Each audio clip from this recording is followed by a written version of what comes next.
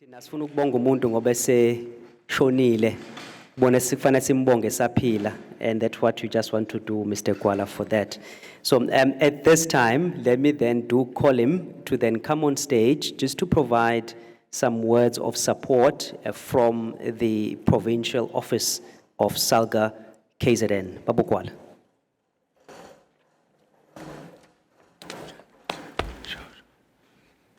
Sanibonani. Ninjani? Hayi nathi siyaphila. Qale nje ngokubingelela ngokukhulu ukuzithoba the Honorable Minister. Thank you so much. In fact, I must make a confession. I saw the minister walking in, and I was so humbled that a national leader is gracing us. Mapoloba, when we conceptualized this, we did not think that many of you would, at a national scale, embrace it to the extent that you have. And this is only the beginning. When we began in the province with the provincial asset management in Indaba, there was always a realization that this is actually an international conference.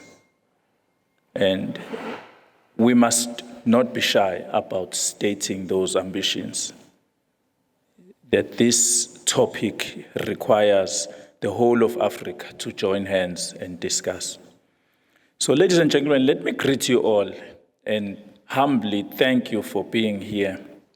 I know that there are so many other engagements that might have kept you.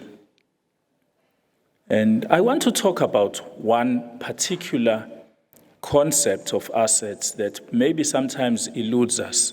And I mentioned Africa in particular because perhaps maybe we don't always connect ourselves to the African continent. The extraction of minerals and wealth in Africa is the extraction of assets. And we must connect deeply with what happens every time we consider a corridor or a route or a national road and we see a truck driving down the road to a port. We must consider deeply what is the process that is happening.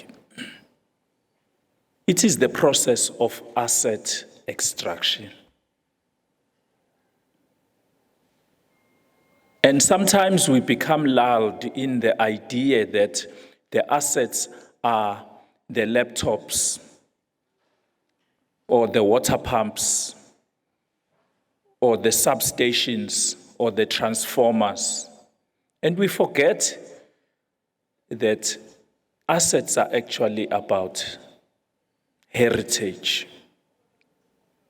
What is a heritage or an inheritance?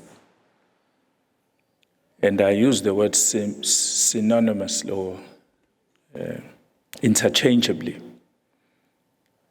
What you inherit is an asset. Your heritage is whatever you've inherited from the past, which gives you an advantage in the future. And so an asset gives you an advantage in the future. Do Africans have assets that they will pass on into the future?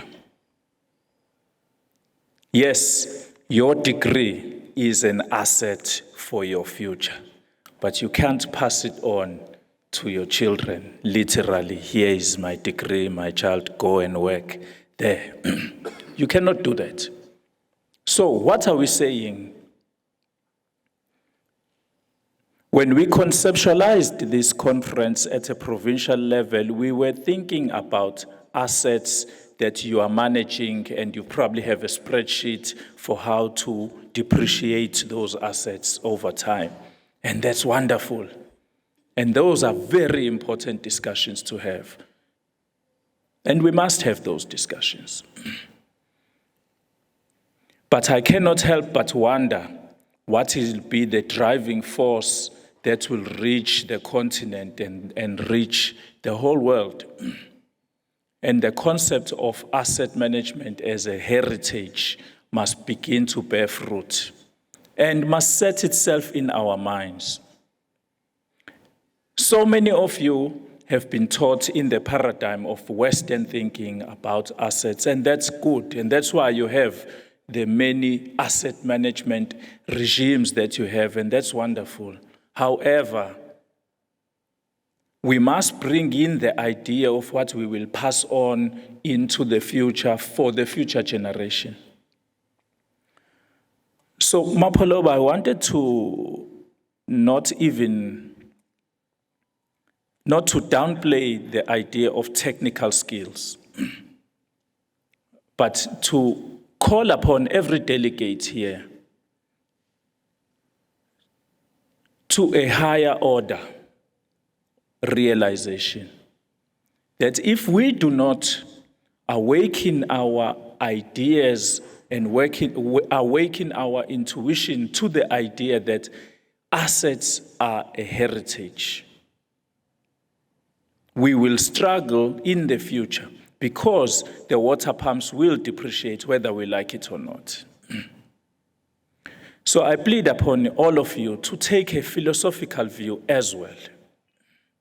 And I know you are all technical people, so I won't really expect that you are on this journey, but let us get on this journey of understanding the mandate and the philosophical as well as intergenerational idea of what assets embrace.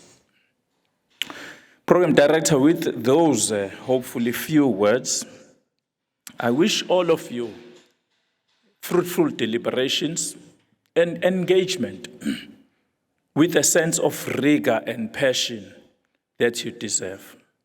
So many conferences that we organize are hierarchical, and this offers us an opportunity at a far deeper level than that. And this is why it is so beautiful that this conference is not spearheaded but supported by SALGA, is not spearheaded but supported by government departments. It is so critical. We must support, but the spearheading must come from the industry practitioners themselves. And so the work that this organizing committee has done is really to be applauded. Thank you very much.